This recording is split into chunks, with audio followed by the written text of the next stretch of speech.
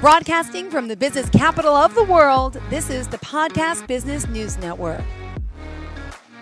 Welcome back to the show, architect and, of course, author, pro tennis legend, John Riggio, joining us today here, hailing from New Jersey. How are you? Good. How are you, Joe? I'm fantastic. Excited to be back with you. Loving our episodes for years now. I've known this gentleman, and he never ceases to surprise me. So, John, tell us what we're going to get into for today. Yeah, sure. We're going to talk about more tennis.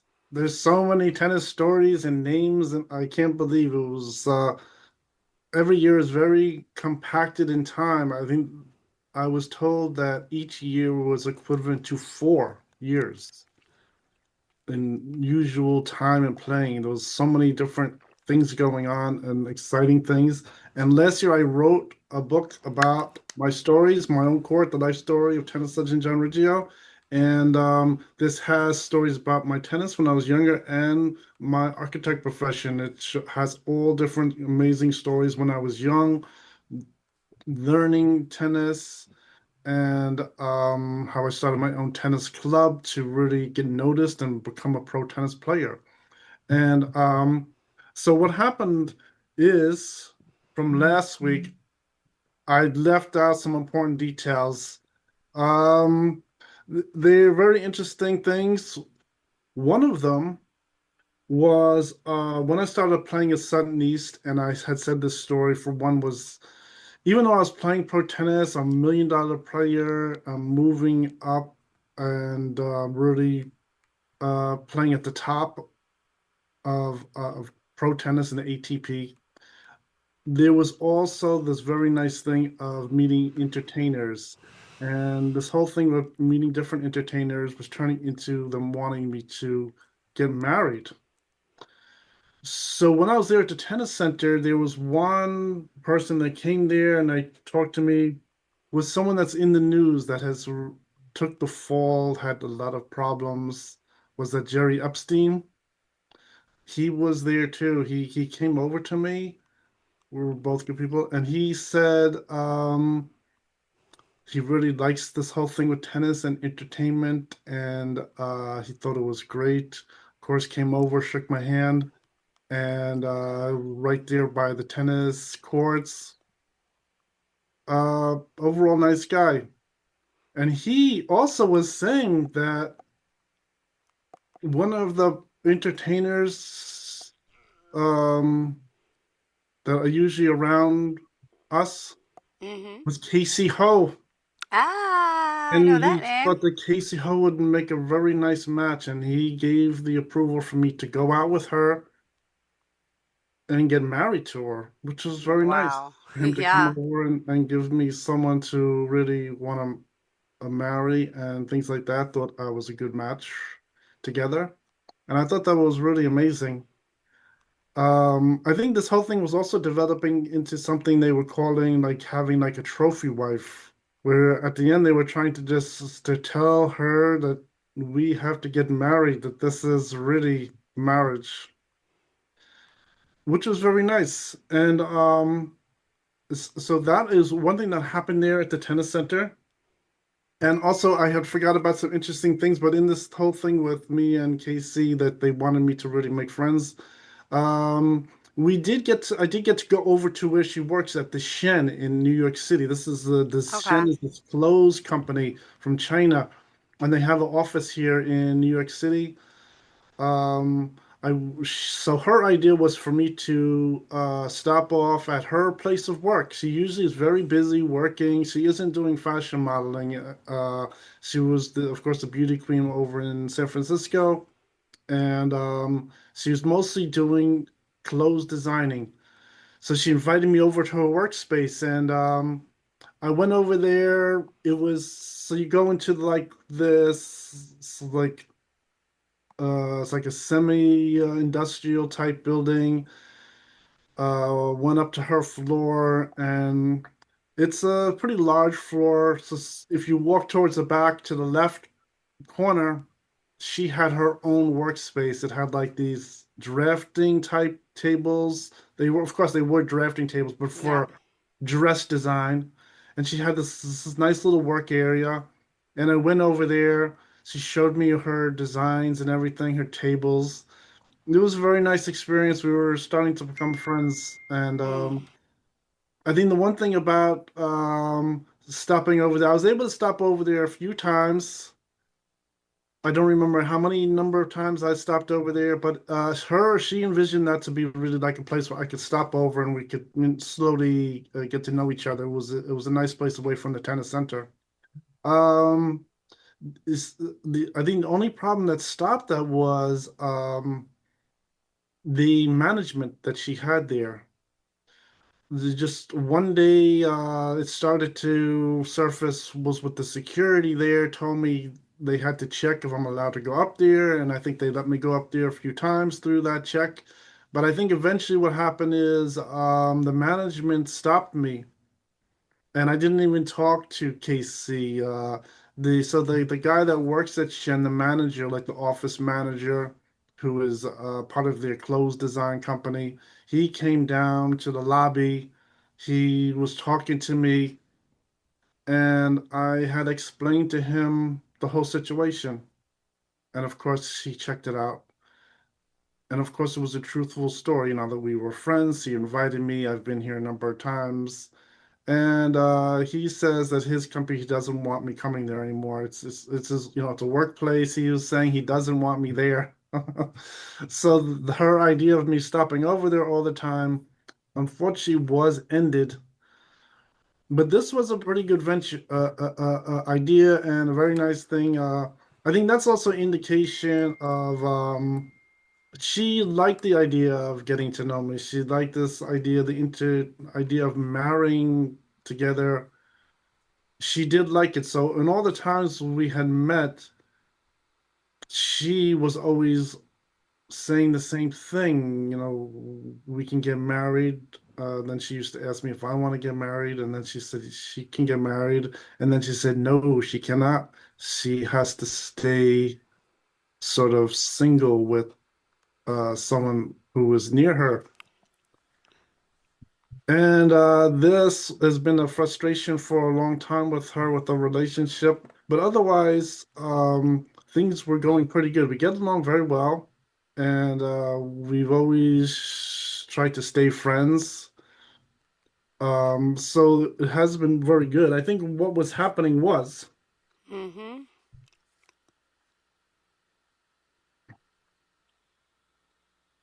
from the last time, I also had a tennis tip to say today. But so I think this whole thing was going through about six of them, six times we were doing this. And what happened was the most unbelievable thing. So we went through so many chapters of trying to get to know each other. And I was explaining the last time, this is all the way. So starting off in like 1988, 1989, they initiate this idea of us getting married, making friends. And we do take to that idea. Um, but then in 1999, which is like years later, um, this whole thing starts to happen. I had explained in 1999, me and her, they were trying to have us get married together, and she started to have some frustrations about it. So we made friends, and she told me about her new dress idea that she wants to make to sell the clothes. And I'd explained before about her going to the networking party where she's with some people who become like governors and mayors and everything like that. And the only thing about that was that when we went to that networking party, there was all kinds of interesting things happen. It was like letting like two pet cats out into like your basement or something, and they can't find them. And so all of these funny things started to happen. But what there was all kinds of interesting things that took place. I think one of them was Angie, who was Casey's friend, who was also Lady Gaga. She was coming down to the location for the networking party that I had invited Casey to, and that was called La Barbat. What happened is it started to culminate into a problem where they ended up getting in trouble. And to get out of trouble, Casey had to call her parents from San Francisco to come down to New York City to help her out. And she had to go to court. In fact, I did not initiate any problem with her too. It wasn't my fault. I think even the that bar was a little bit curious about what happened. I ended up telling the security at the bar the story, Miss Vanderbilt, myself, and that I'm a tennis player, and Casey and Lady G Uh-huh. was there, the Angie, and they checked out the story, and it checked out 100% true, of course. They wanted to see if, the story I'm telling them, they didn't necessarily want to just believe me. So it did check out pretty good.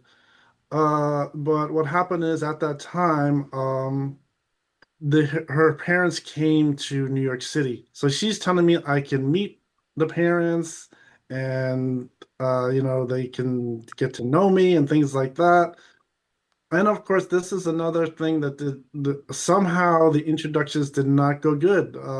She was very nice. I met Casey and her parents there. They came to that same bar where the problems took place. Yeah. And she introduced me as her boyfriend. And of course, the pro tennis player from the tennis center. And her father, very unexpectedly and very cruelly, he was saying he doesn't like Italians after he asked me my name. Ah, It was very, very cool thing to say. ah, I don't know, the daughter says I'm her boyfriend and wants me to get to know the parents. He immediately does not want me, as if everything's my fault again. I did nothing to her at all. And so she was, of course, very upset, saying, "How could you say that to my boyfriend?" And so that was really our introduction. Our introduction and getting to know them did not last very long either. This was, I think, the mother liked me, but the father was a little cautious about me and didn't really want to make good friends right away. Like you would expect, most people would entertain anyone that comes to their family and go out to dinner or talk for a while or something. Immediately, they did not trust me. I have no idea why. Maybe Casey did not talk to them correctly or something like that. But what happened is, since this controversy took place and there was a big problem and she had to go to court and the security, I informed them, they told us not to return back to that location again. There were too many problems. So I did not return back there. And in fact, what happened was, instead of just going home and crying, I met a new group of friends at another location. And but in fact, what had happened is um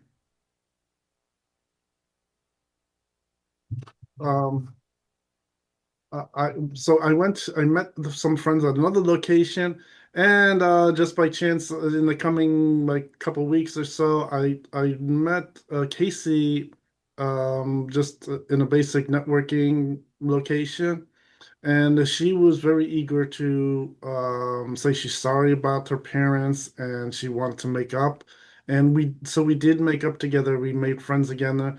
And so I invited her to this new location. She said she was just crying. She has no more fun anymore. The whole thing stopped over there, and she couldn't wait to get to do some new things. So I invited her to this new location where I met a new group of entertainers that were associated with a Christian church right around the corner there.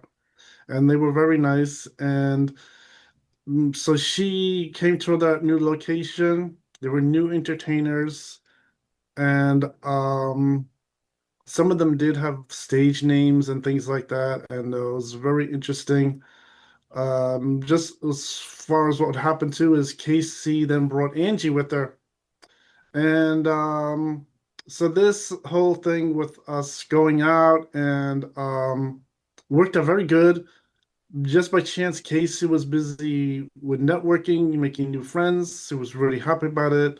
So, and she, I was able to, in fact, end up making friends with Angie again. We started to go out again. So me and Angie were friends again. I think the only thing, that group eventually changed when there was this. one female who was sort of like the leader of the group, and she sort of wanted Angie and Casey to leave. She didn't want them there anymore, so she asked them to leave. So they weren't able to go there, and I ended up going out with this new friend named Josephine, and I went out with her to the start end of August, with like the start of September, which is September. This is in the year 2001, September, right before the horrible disaster in September 11, 2001. Um, my new friend, girlfriend that I made there, she left by the start of August. She had to go to college. And just by chance, the next month in September is when the whole disaster took place in New York City. So we didn't really go back to Manhattan for a while. Um, in between that time, I was able to locate Casey. Now, what happened with that group also, they realized that Angie was really the same artist as the Lady Gaga. They were really impressed with that. They, everyone's just an ordinary person, but it was found out at that time that she was really someone who was famous already. And so I went looking around New York City and I did find Angie and Casey. Um, I just updated them, made amends with whatever had happened, and everything was very good.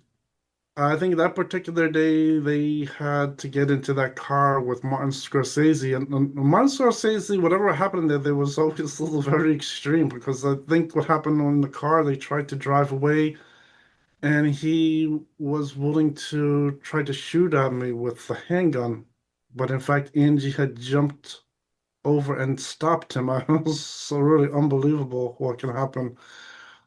And but everything otherwise was very good. And so that was an amazing story what happened.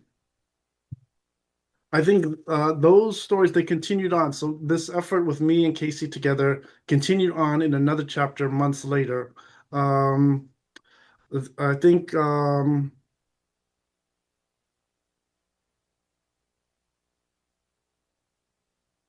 so that was a really a very interesting story.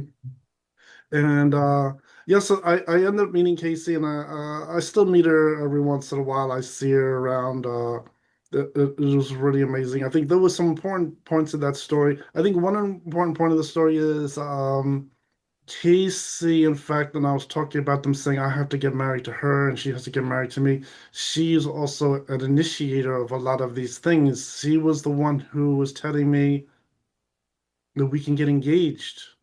I did not say we're ready for an engagement. She's the one who said we're ready for engagement. So there's a lot of little double talking back and forth. It's very frustrating what was happening, and that is one interesting thing. And I think what's happening is the whole thing was also still put together very nicely with that whole entertainment contract. And we always like to help each other. I think one example of her trying to help me was when I was working in my profession. I started to get into wearing different clothes. I started to wear things like these Sketcher boots and like Dockers, of course, a button-down shirt. And that type of style, she was looking at me and she was saying that's more like the janitor, you know. She thought that was like the supervisor. She didn't really think that that was really a style I should wear of clothes. So with her expert designing ability, she was suggesting that maybe I should change my clothes style, that I was going off track. I was being fooled, you know. I'd explained that my clothes, they were coming from my clients. I think when I first started my architect work, I was even dressed very comfortably. I used to wear like even blue jeans, sometimes button-down shirt. I'd wear maybe even a black leather jacket. And my shoes, I started to wear these like streetcar shoes, switching over from just tennis sneakers. So, but I think from meeting my clients, they started to give me input how to change my clothes. They thought that I should not dress like that anymore. I think the black leather jacket was getting them a little intimidated too. They thought it was a little scary when I come up to the front door and ring the doorbell. I think just by chance, as I developed and changed, listened to them and changed my clothes, what they were saying was since I changed my clothes and they didn't want to pay me as much money. I think they liked it the other way. The other way, dressed very casual, comfortable. My fees were a little higher. I think they wanted to bring my fees down. They started to get me into a little like um how you say like maybe like some kind of thing contradicting what they had said. So first the idea to get ahead was to change how you were dressing, but then they were saying the other way was in fact more impressive. And I think Casey Ho was starting to pick up on the same thing when she was talking to me. She was saying the same kind of idea to me. Slowly over the years, I've slowly adjusted, taking her advice of what she's talking about, and so that is one thing that she was inputting to me. It's just that was one little gift that she was giving me, which was pretty good. And of course, she's an expert at design, doing all those designs for Shen over the years and having her own company and things like that. So that was really some interesting thing I was getting out of Casey Ho. And of course, Casey Ho now has her company, Blog Lattes and Pop Flex. I saw that on Instagram. I really didn't even know about that for many years until this thing with the Instagram came up, and I finally logged in, and just by chance he was there. It was very interesting. Um, so that was really an amazing thing what was happening. Um, and I think the very interesting thing about with like Gloria Vanderbilt really following up on trying to get me and Casey together to get married was Uh, this also involved us even getting a place to live. She was wanting me to live someplace nice. She was willing to have us move in together. So this whole thing very possibly, she had already inquired about having me move into a good place to live when I was starting to play for them. She was willing to walk me over to somewhere and have me I think at that time it was probably involved more like in the city, probably more like an apartment situation. I didn't see an exact location she had suggested, but it was probably an apartment situation, maybe living in Manhattan.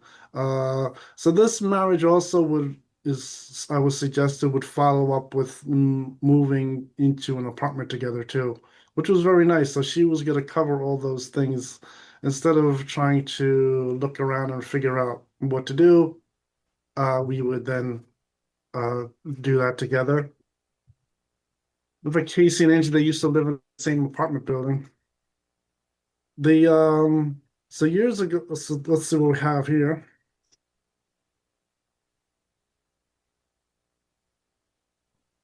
And so I think one thing just to add,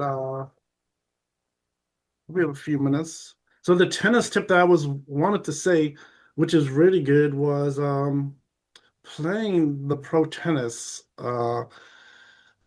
When you play pro tennis, you can't just like play casual. You always have to try to take control of the game. And I think if you watch pro tennis on television, the best players would really go at the net. So I was always taught to try to take control of the game. Say if you're serving or even returning. So, for instance, if you're serving the ball, you would serve the ball over to your opponent.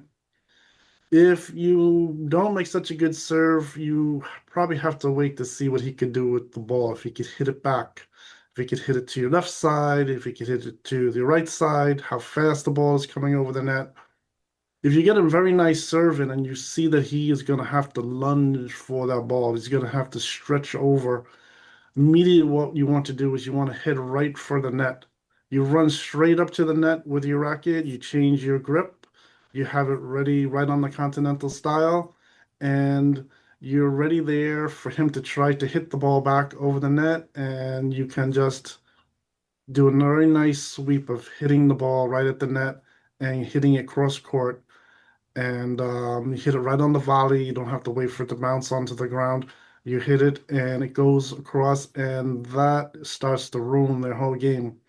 If you can able to immediately go up to the net and hit the ball back, and it's a passing shot, you're already starting to take control of the game. You already have 1 point on their opponent, and then you're ready for the next serve. The same thing can happen with the next serve. If you serve a very good serve, you go right up to the net again, and they have to try to hit it past you if they're trying to really stretch at the ball to return it, and the ball's gonna come back over the net right in the middle. The same exact thing. You change your grip and you just hit it very nice on a volley across the court, and you can score points. I always used to use this playing pro tennis. I was always very much of a player going up to the net.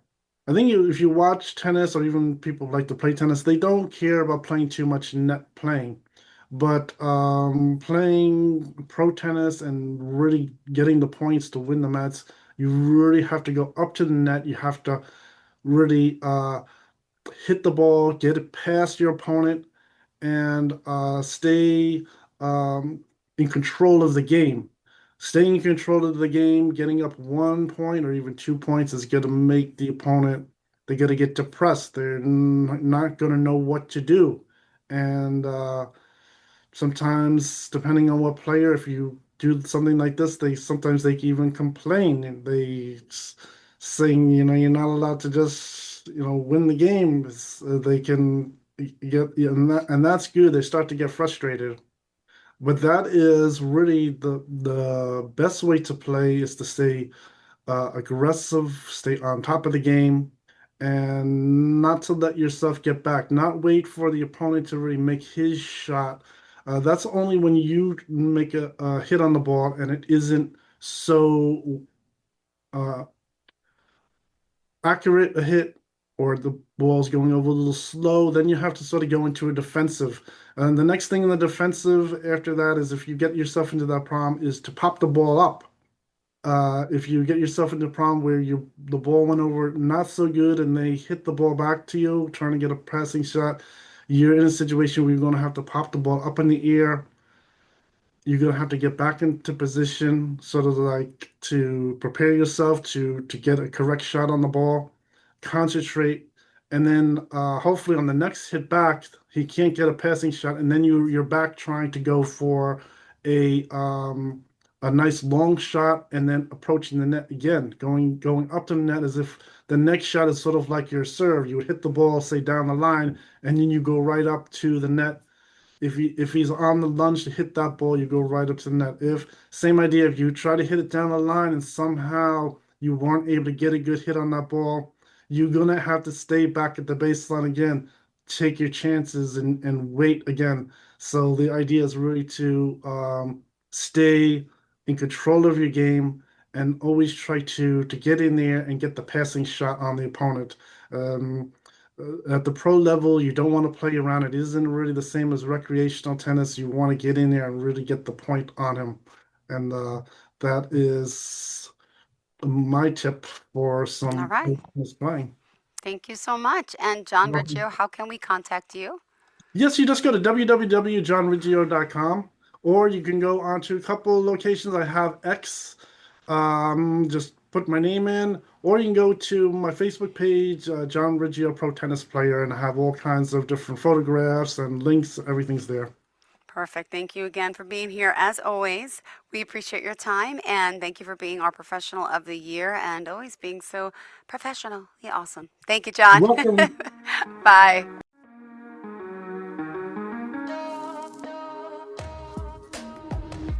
Broadcasting from the business capital of the world, this is the Podcast Business News Network.